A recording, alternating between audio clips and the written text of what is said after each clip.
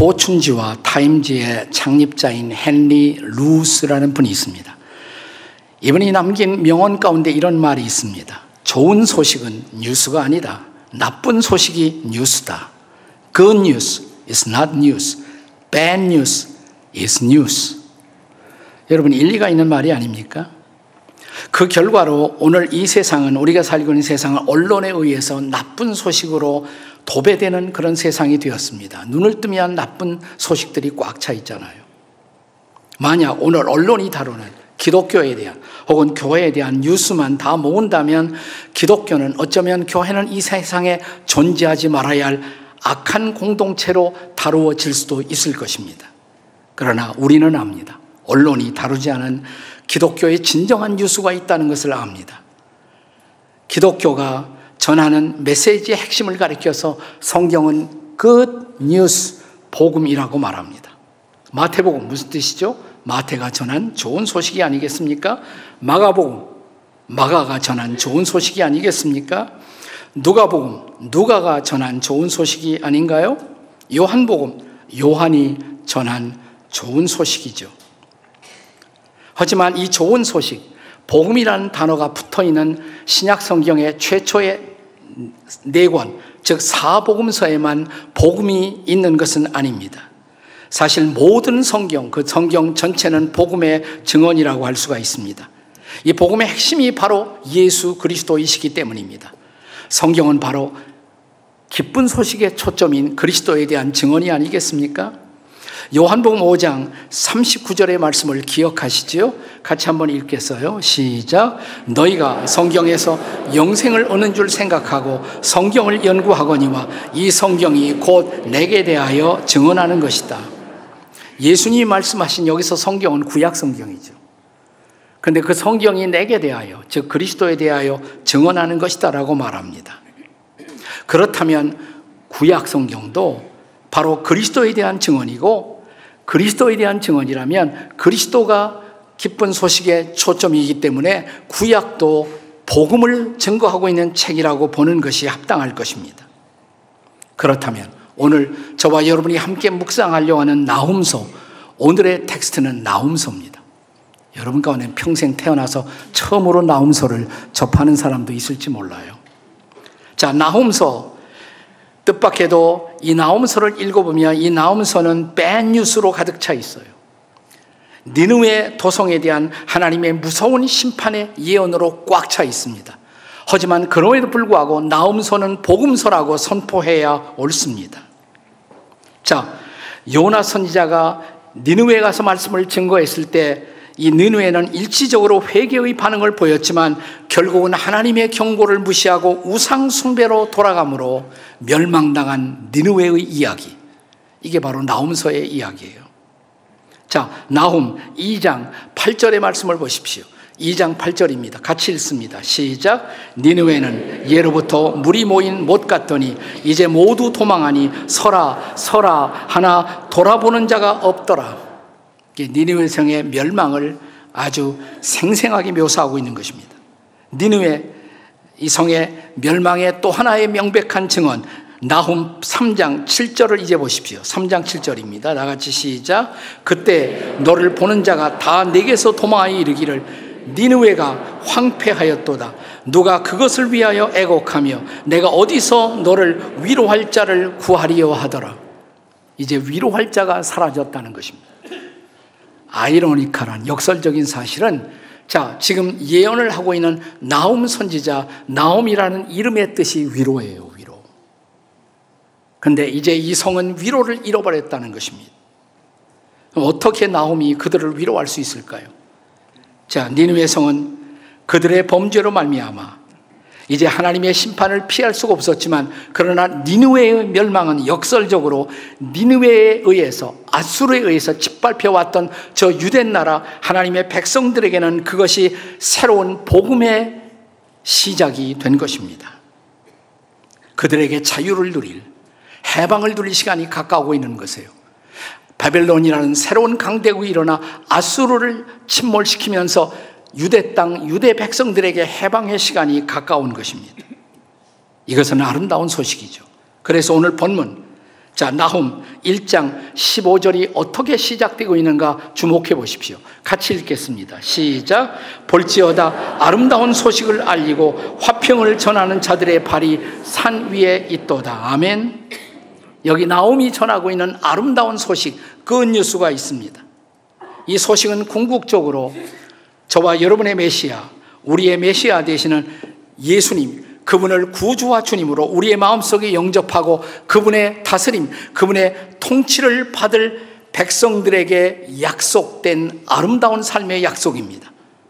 여기 나훔 선지자가 예수를 주로 믿은 백성들에게 약속하고 있는 아름답고 새로운 삶의 정체는 무엇일까요? 첫째로 그것은 평화의 삶입니다. 평화의 삶. 따라서 하십시다. 평화의 삶. 옆에 사람에게 평화의 삶을 삽시다. 이렇게. 자, 다시 본문 1장 15절을 보시면 볼지어다 아름다운 소식을 알리고 그 다음에 뭐예요? 화평을 전하는 자들의 발이 산 위에 있도다.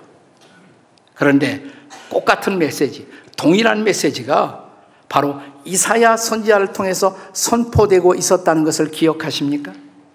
이사야 52장 7절입니다. 같이 읽습니다. 이사야 52장 7절 시작. 좋은 소식을 전하며 평화를 공포하며 복된 좋은 소식을 가져오며 구원을 공포하며 시온을 향하여 이르기를 내 하나님이 통치하신다는 자의 산을 넘는 발이 어찌 그리 아름다운고. 여기 두 선지자, 그러니까 나훔과 이사야, 동일하게 이 좋은 소식, 아름다운 소식의 핵심이 뭐냐? 그것은 바로 평화의 삶이다.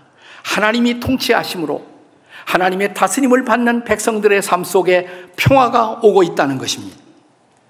이 평화를 히브리 말로는 샬롬이라고 말합니다. 유대인들은 지금도 이 단어를 통상적인 인사로 쓰고 있습니다. 샬롬 이렇게 말입니다. 자, 우리도 옆에 있는 사람에게 샬롬 해보세요. 샬롬. 네. 그런데요, 안식일이 되면 샬롬에다가 단어 하나가 더 붙어요. 샤밧 샬롬 이렇게 말합니다. 샤밧 샬롬. 그러니까 안식일의 샬롬이 당신에게 샤밧 샬롬. 다 같이 샤밧 샬롬. 옆에 뒤에 두 사람 이상씩 시작. 샤밧 샬롬. 네. 아름다운 단어예요. 하지만 샬롬이라는 말은 단순히 내 마음이 편하다라는 감상적인 평화 이상의 의미를 갖습니다. 이것은 하나님과 바른 관계를 맺음으로 내 모든 삶의 영역 속에 임하는 건강한 평화, 내 삶의 총체적인 화평을 말하는 단어인 것입니다. 우리가 성경 전체를 통해서 이 평화, 화평, 이 샬롬이라는 단어를 연구해야 하면 언제나 이 단어는 두 가지의 순서로 우리에게 다가오고 있습니다. 그 첫째가 뭐냐면 하나님과의 평화, peace with God, 하나님과의 평화. 그리고 그 다음에 강조되는 것이 두 번째로 하나님의 평화, peace of God. 이 순서는 절대로 바뀌지 않습니다. 무슨 말이냐면 하나님과 평화할 때 비로소 하나님의 평화가 선물로 우리에게 주어질 수 있다는 사실입니다. 인간의 범죄, 우리의 죄는 하나님과 나 사이를 단절시켰습니다. 그리고 하나님은 죄가 있는 곳에 당신의 진노를 발할 수밖에 없습니다. 그 죄로 말미암아 우리는 하나님과 원수된 관계 속에 있었다. 성경은 이렇게 말합니다. 그런데 이런 하나님과 적대적 관계 속에 있던 인간 그 사이에 화목제물로 하나님은 예수님을 보내셨다는 것이에요. 그분이 우리의 죄를 짊어지고 우리가 받을 심판과 저주를 대신 받으심으로 이제 우리는 그리스도를 통해서 하나님과 화평, 하나님과 평화하게 되었다는 것입니다. 죄를 용서받고 우리가 감히 하나님을 향해서 아버지라고 부르는 순간 우리는 하나님과 평화하게 된 것입니다.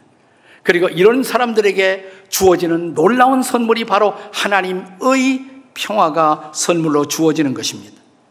그리고 이 하나님의 평화를 갖고 있는 사람들만 이웃들에게 평화를 나누어 줄 수가 있습니다. 우리 중에 이따금씩 보면 분노로 가득 찬 사람들이 있어요. 이웃들에 대해서 필요 이상으로 적대적이고 비판적이고 공격적인 사람들이 있습니다. 그 원인이 뭔 줄 아세요? 자기 마음속에 하나님의 평화가 없어서 그래요. 하나님의 평화. 근데 하나님의 평화가 왜 없느냐? 궁극적으로 따져 올라가면 하나님과 평화하지 못했기 때문에, 하나님과 바른 관계를 맺지 못했기 때문에 자기 마음속에 하나님이 주시는 선물, 진정한 평화를 경험해 본 일이 없는 것이에요. 그러니까 이웃들과 평화롭게 살 수가 없는 사람들이에요. 그러므로 오늘 우리가 진정한 평화를 갈망한다면 문제는 내 수양이 부족해서가 아니에요. 누가 그를 못 살게 굴어서도 아니에요. 이 세상이 어려워서만 내가 평화를 못 가진 것이 아닙니다. 궁극적으로 내가 하나님과 바른 관계를 맺지 못한 까닭이다. 여기서 출발해야 합니다. 그리고 십자가 앞에 나와 예수님을 통해 하나님과 평화하는 순간 비로소 하나님의 평화를 경험할 수가 있다는 사실을 믿으시기 바랍니다. 자, 이 하나님의 평화를 선물로 주시면서 예수님은 이렇게 약속하시지 않습니까? 요한복음 14장 27절의 말씀입니다. 같이 읽겠습니다. 시작. 평안을 너희에게 끼치노니 곧 나의 평안을 너희에게 주노라. 내가 너희에게 주는 것은 세상이 주는 것과 같이 아니하니라. 너희는 마음에 근심하지도 말고 두려워하지도 말라. 아멘. 세상은 알 수도 없는 평화, 세상은 줄 수 없는 평화, 주님만이 주실 수 있는 이 평화를 누리는 저와 여러분이 되시기를 주님의 이름으로 축복합니다. 우리의 마음속에 평화가 있으면 이런 사람들이 모여서 형성하는 공동체도 평화의 공동체가 될 수 있는 줄로 믿습니다. 나는 우리 공동체가 이런 평화의 공동체가 될 수 있기를 주님의 이름으로 축원합니다. 나는 여러분의 마음속에 평화가 지배하는 이런 인생이 될 수 있기를 주님의 이름으로 축복합니다. 옆에 있는 분들에게 다시 샬롬 평화합시다. 이렇게 시작. 샬롬 평화합시다. 자, 주님이 통치할 때, 메시아가 통치할 때 우리가 누릴 수 있는 삶, 나오면 그것이 첫째로 평화의 삶이고 두 번째로 그것이 바로 축제의 삶이다. 이렇게 말합니다. 따라서 하십시다. 축제의 삶. 또 옆에 사람에게 축제의 삶을 삽시다. 이렇게. 자, 본문 1장 15절에 보시면 유다야 내 절기를 지키고 내 소원을 갚을지어다. 자, 그동안 유대 백성들은요 절기를 지킬 수가 없었던 것이에요. 왜 그렇습니까? 지금 유다 백성들은 아수르에 의해서 계속 침략을 받고 있었단 말이죠. 전쟁 상태예요. 전시 상태에 무슨 축제를 하겠어요? 무슨 잔치를 하겠습니까? 더군다나 그들이 무슨 하나님을 향해서 이렇게 살게요 라고 소원이나 할 수가 있었겠습니까? 그런데 여기 복음이 있습니다. 아름다운 소식이 들려옵니다. 그들이 다시 절기를 지키게 된다는 것입니다. 축제의 절기를 지키고 또 하나님 앞에 약속한 바를, 소원한 바를 이제 이루는 새로운 시대가 다가오고 있다는 것입니다. 생존에 시달리고 있는 사람들은 마음의 소원을 하나님께 드릴 여유조차 없었습니다. 그러나 이제 세월이 달라집니다. 소원을 다시 할 수 있고 또 약속한 것을 지키며 살 수 있고 인생의 마당에 축제가 펼쳐지는 것입니다. 이제 바야흐로 축제가 다시 돌아온 것입니다. 하버드의 신학자인 할비 콕스라는 분은 인간을 가리켜서 인간의 본질이 뭐냐? 호모 페스티브스, 축제하는 인간이다. 축제가 있어야 인간은 살맛이 난다는 것이에요. 축제하는 인간. 그리고 그는 기독교의 메시지가 굿뉴스, 복음일 수 있는 중요한 이유는 성경의 종교가 축제의 종교이기 때문이다. 이런 말을 했어요. 레위기 23장 2절에서 하나님은 이렇게 말씀하십니다. 한번 같이 읽겠습니다. 시작. 이스라엘 자손들에게 말하여 이르되 이것이 나의 절기들이니 너희가 성회로 공포할 여호와의 절기들이니라. 구약에 보면 하나님이 절기를 주시면서 이 절기를 지켜라. 근데 이 절기라는 말을 영어로는 feast 혹은 festival 이렇게 말하죠. 축제라는 뜻이죠. 근데 구약 성경에 보면 모두 7가지 절기가 있어요. 7대 절기, 중요한 7대 절기, 유월절, 무교절, 초실절, 오순절, 나팔절, 속죄절, 초막절 이렇게 7개의 중요한 축제가 있습니다. 그런데요, 7가지 축제는 다 오실 메시아 그리스도하고 다 관련이 있어요. 연관이 있습니다. 우선 유월절, 이것은 우리의 어린 양으로 오시사 십자가에서 자신을 희생의 제물로 내어주실 예수 그리스도의 죽으심을 기억하는 절기가 유월절이에요. 무교절이라는 것은 누룩이 없는 떡을 먹는 절기거든요. 그래서 예수 그리스도가, 누룩은 죄를 상징하고 그는 죄 없는 거룩한 삶을 사신 분이라는 것을 보여주는 절기. 그 다음에 초실절은 처음 열매를 드리는 절기. 예수 그리스도가 부활의 첫 열매가 되시는 것을 선포하는 절기가 바로 초실절이고, 그 다음에 오순절, 이것은 예수 그리스도께서 그의 영으로 보혜사로 우리에게 임하심을 보여주는 절기이며, 나팔절, 이것은 천사장이 나팔 불 때 예수께서 다시 역사 속에 돌아오심을 우리에게 보여주는 절기이고, 속죄절, 이것은 예수 그리스도의 희생의 기초에서 어느 날 인류가 속죄함을 받고 하나님 앞에 새롭게 설 것을 보여주는 절기이며, 그 다음에 초막절, 이것은 그리스도께서 다시 오셔서 우리가 영원히 즐거워하는 그런 시대가 찾아온다는 것을 보여주는 절기입니다. 그리고 보면 그 그리스도를 믿는 사람들은 축제하며 살아야 할 사람들이 아니겠습니까? 자, 그렇다면 우리가 지금은 신약시대를 살고 있어요. 구약의 7 절기를 지켜야 할 필요가 있을까요? 없을까요? 있어요? 없어요? 여러분, 오늘 주보 속에 이단에 대한 그 경고 들어있는데, 어떤 단체에 가면 지금도 6월절 지켜야 한다 이렇게 주장하는 사람이 있어요. 자, 구약의 7 절기는 다 누구하고 관련이 있다? 예수님, 장차 오실 예수님. 예수께서 십자가에 죽으시고 부활하심으로 이 절기의 모든 의미가 예수님을 통해서 완성된 거예요. 그래서 그 절기 지킬 필요 없어요. 그럼 지금 우리가 지켜야 할 것은 뭐냐? 우리를 위해 죽으시고 부활하신 예수 그리스도를 기념하면 돼요. 자, 그것을 기념하는 것이 언제입니까? 오늘이에요, 오늘. 안식구 첫날 뭐예요? 주일. 안식구 첫날. 부활, 예수님의 부활을 기념하는 날이란 말이죠, 주일은. 네. 예수께서 죽으시고 부활하심으로 이 모든 우리의 기대를 완성하신 예수님. 그래서 그 예수님을 예배하는 날. 그래서 예배학자들은 예배를 가리켜서 예배의 참된 의미가 뭐냐? 예배는 축제라는 것이에요. celebration. 예배는 축제라는 것이에요. 여러분은 축제에 오신 거예요. 그런데 축제에 오신 분 같습니까? 온 세상의 고민을 다 끌어안고 있는 인상들이에요. 지금 보면 보세요, 옆에 있는 사람 인상을 좀. 한번 물어보세요. 잔치집에 오셨습니까? 한번 물어보세요. 왜 그 모양이세요? 잔치집에 오신 분들이. 예수께서 죽음을 이기시고 부활하시고 새로운 생명을 주시고 그분을 예배하는 날, 축제예요. 축제. 이 날은 나는 우리 공동체 가운데 이 축제가 온전히 회복되기를 주님의 이름으로 축복합니다. 네, 나는 최근에 우리 교회 예배를 지켜보면서 이 축제가 조금씩 살아나고 있는 것을 느낍니다. 이 축제의 핵심은 바로 십자가의 복음입니다. 십자가의 복음이 우리 교회 강단 안에 살아나고 있는 것을 인해서 감사합니다. 찬양이 살아나고 있어요. 기도가 살아나고 있는 것이 느껴져요. 예배의 기쁨, 예배의 기대가 회복되고 있는 모습이 보이기 시작합니다. 예배를 기다리는 사람들, 예배를 즐거워하는 사람들. 그래서 요즘 너무 많이 와서 차들이 그냥 돌아가고 있다고? 기쁜 소식이죠. 예배에 대한 감사가 살아나고 있는 것이에요. 그렇습니다. 나는 우리 교회가 축제의 공동체로 부활하고 있는 것을 인해서 하나님 앞에 감사와 찬양을 돌립니다. 이 축제가 계속되기를 바랍니다. 더 영광스럽게 회복되기를 바랍니다. 그렇습니다. 메시아가 다스리는 곳에 축제의 삶이 있습니다. 이 축제를 주일마다 누리는 공동체, 저와 여러분이 되시기를 주의 이름으로 축복합니다. 여러분의 옆에 있는 분들에게 축제의 삶을 누립시다 한번 해보세요. 시작. 축제의 삶을 누립시다. 메시아가 통치하면 우리는 어떤 삶을 살게 될 것인가? 첫째가 뭐예요?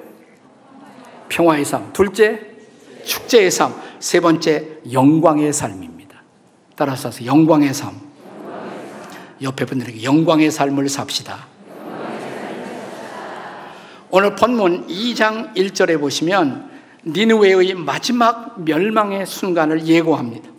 여기 파괴하는 자가 너를 치러 올라온다고 말합니다. 이 말씀은 이제 하나님이 바벨론이라는 강대국을 일으켜 그동안 이스라엘을 괴롭혀왔던 아수르를 몰락시킬 것에 대한 예언이에요. 아수르의 수도가 니느웨이고요. 사실 2장 1절은 문학적인 역설의 표현으로 니느웨가 아무리 노력해도 스스로 더 이상 지킬 수 없다는 것을 예언하고 있는 말씀입니다. 네가 아무리 산성을 지키려 해도, 내 길을 파수하려 해도, 내 허리를 견고하게 묶을지라도, 네가 내 힘을 굳게 할지라도 이제는 다 허사라는 것입니다. 그렇습니다. 여기 이제 다가오고 있는 니느웨의 파멸, 그 생생한 묘사를 우리는 나머지 나홈서 전체를 통해 볼 수가 있어요. 자, 나홈서의 거의 마지막 부분 3장 18절과 19절을 같이 읽겠습니다. 3장 19절, 18절, 19절 다 같이 시작. 아수르 왕이여, 내 목자가 자고 내 귀족은 누워 쉬며 내 백성들은 산들에 흩어지나 그들을 모을 사람이 없도다. 내 상처는 고칠 수 없고 내 부상은 중하도다. 내 소식을 듣는 자가 다 너를 보고 손뼉을 치나니 이는 그들이 항상 내게 행패를 당하였음이 아니더냐. 아수르의 마지막 멸망이 예언되는 것입니다. 그런데 역설적으로 아수르가 멸망함으로 온 세상이 환호할 것이라고, 특별히 하나님의 백성 유다 백성들에게 새로운 축제의 계절이 다가오고 있다고, 그들이 박수를 칠 것이라고 말합니다. 이 역설적으로 이스라엘의 회복의 시작을 예언하고 있는 것입니다. 자, 본문 2장 2절에서는 단순한 축제의 시작일 뿐만 아니라 이것은 영광의 회복이라고 선포합니다. 자, 2장 2절에요. 같이 읽습니다. 시작. 여호와께서 야곱의 영광을 회복하시되 이스라엘의 영광 같게 하시나니. 여러분, 과거 구약시대의 구약성경을 읽어보면 이스라엘 백성들이 가장 무서워한 단어 하나가 있어요. 그들은 때때로 고통 속에서 이 말을 되씹고 또 이 말을, 이 단어를 토해내곤 했습니다. 그 단어, 고통스러운 단어가 뭐냐면 이카봇이라는 단어예요. 이카봇. 다 같이 이카봇. 근데 그건 그 편안하게 발음하면 안 되고 이를 갈면서 발음을 해야 돼요. 이카봇. 네. 그 뜻은 뭐냐면 영광이 떠났다 이 말이에요. 영광이 떠난다. 하나님의 영광이 떠났다. 본래 구약 성경에 보면 엘리라는 제사장이 있었죠. 그 제사장이 사역하다는데 이스라엘은 블레셋과 싸우다가 전쟁에 패배합니다. 3만 명의 아군을 잃어버립니다. 그때 엘리 제사장도 두 아들 홈니와 비느하스가 세상을 떠나요. 죽었습니다. 거기다가 결정적으로 지금까지 이스라엘 백성들을 인도해 왔던 것이 뭐냐, 법궤인데, 언약궤, 하나님이 함께하는 표시예요. 그 법궤를 적들에게 빼앗겨요. 그리고 그 무렵 엘리 제사장의 며느리가 아기를 낳습니다. 이 어려운 때, 고통스러울 때 아기를 낳으면서 이 여인이 신음처럼 토해낸 단어가 뭐냐면 이카봇. 영광이 떠난다. 하나님의 영광이 떠난다. 이 단어였어요. 그 후로 하나님의 공동체가 흔들릴 때마다 이스라엘 백성들은 신음처럼 이 단어를 토해냈습니다. 이카봇. 영광이 떠난다. 영광이 떠난다. 더 이상 예배가 즐겁지 않고, 더 이상 기도를 기다리지도 않고, 더 이상 복음 전도 앞에 흥분하지도 않고, 이카봇, 영광이 떠난다. 그런데 이카봇의 반대말이 뭔지 아세요? 반대말? 쉐키나입니다. 쉐키나. 한번 따라서 보세요. 쉐키나. 뭐 서구권 사람들은 쉐카이나 이렇게 말하기도 하지만 쉐키나, 영광이라는 단어예요. 영광이 돌아온다 이 말이에요. 영광이 돌아온다. 구약에 에스겔서가 있는데 이 책의 주제가 뭐냐면 떠났던 하나님의 영광이 다시 돌아온다는 거예요. 이스라엘 백성에게로, 시온 성전으로 다시 그 영광이, 하나님의 영광이 돌아오는 회복을 다루고 있어요. 그 결정적인 구절, 에스겔 43장 2절을 함께 같이 읽겠습니다. 다 같이 시작. 이스라엘 하나님의 영광이 동쪽에서부터 오는데 하나님의 음성이 많은 물소리 같고 땅은 그 영광으로 말미암아 빛나니. 아멘. 하나님의 영광이 돌아오고 있어요. 동쪽에서부터 하나님의 음성이 들려요. 설교가 내 마음속에 들려요. 하나님의 영광이 보여요. 복음 앞에 흥분하기 시작해요. 영광이 돌아오고 있는 것입니다. 나는 최근 우리 교회 이런 징조를 보면서 마음 깊은 감사를 드리고 있습니다. 하나님의 영광이 우리 교회에 돌아오고 있는 모습이 보입니다. 우리가 기다려온 것, 우리가 사모해온 것, 바로 그것이 아니겠습니까? 하나님의 영광이 가득한 교회, 말씀 안에 그리스도의 십자가의 복음이 선명하고 찬양 속에 하나님의 영광이 임하고 기도 속에 하나님의 영광이 임하는 교회, 참으로 우리의 공동체가 회복되면 우리의 가정도 회복될 것입니다. 우리의 자녀들도 회복될 것입니다. 우리의 기업도 회복될 것입니다. 한반도도 회복될 것입니다. 그것이 바로 메시아의 통치를 받는 삶, 영광의 삶, 쉐키나 삶의 회복인 것입니다. 나는 이 은혜로 충만한 우리 공동체가 될 수 있기를 주의 이름으로 축원합니다. 그 영광을 주일마다 보는 우리 교회가 될 수 있기를 주님의 이름으로 축복합니다. 쉐키나 글로리 투 갓, 하나님께 영광을 돌리십시오.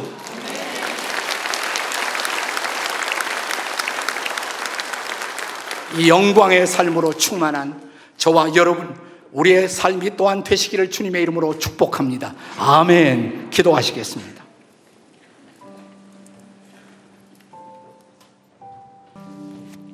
내 마음에 평화가 없어서 답답한 사람들 계셨습니까? 내 마음에 기쁨이, 축제가 사라져서 답답했던 분들 계시죠.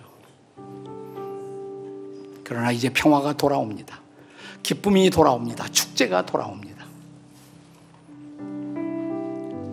하나님, 다시 저희를 다스려 주십시오. 나를 다스려 주시고 우리를 다스려 주시고 우리 공동체를 다스려 주옵소서. 축제를 회복시켜 주시고 주의 영광을 회복시켜 주시옵소서. 우리 마음에도 주의 평안을 회복시켜 주시사 이제는 이 평안을 나누면서 살게 해 주시옵소서. 주여, 거룩한 영광을 다시 우리에게 돌려 주시옵소서. 주여, 부르짖고 통성으로 같이 기도하시겠습니다. 주여, 우리가 기도합니다. 하나님, 거룩한 영광을 우리에게 돌려 주시옵소서. 이 영광, 이 통치가, 이 하나님의 임재가 우리의 마음속에 충만하게 도와주시옵소서. 도와주시옵소서. 나타나 주시옵소서. 글로리 투가, 하나님 거룩한 영광을 주께 돌리게 하시옵소서. 하나님의 쉐키나 글로리가 돌아오게 도와주시옵소서. 돌아오게 도와주시옵소서.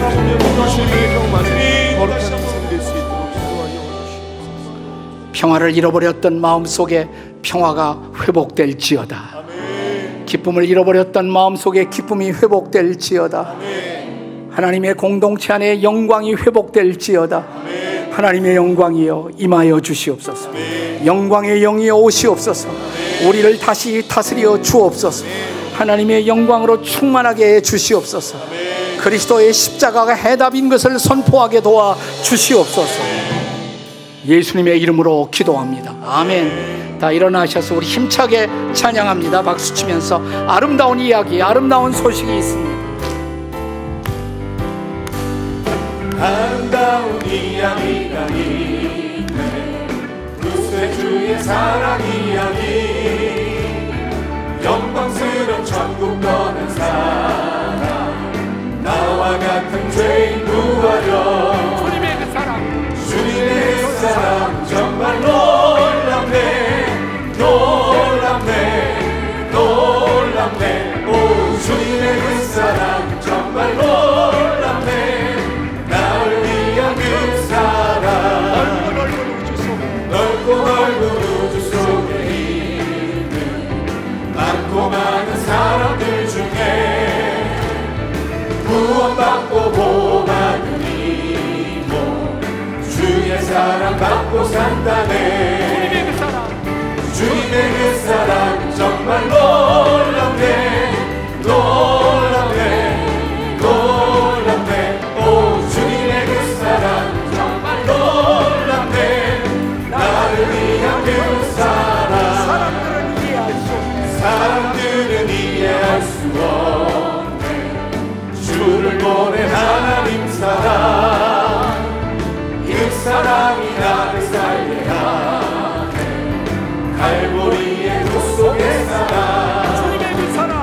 주님의 그 사랑 정말 놀랍네.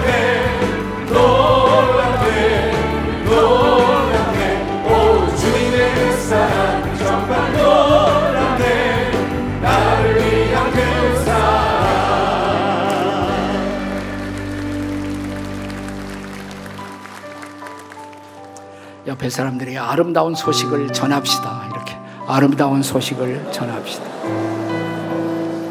같이 기도하시겠습니다. 이제는 우리 주 예수 그리스도의 우리를 구원하신 은혜와 하나님 아버지의 사랑과 성령의 도우심, 인도하심이 말씀을 받고 아름다운 소식을 전하고자 다시 나아가는 당신의 백성들의 발걸음마다, 아름다운 발걸음마다 주께서 친히 성령으로 함께해 주시기를 간절히 축원하옵나이다. 아멘.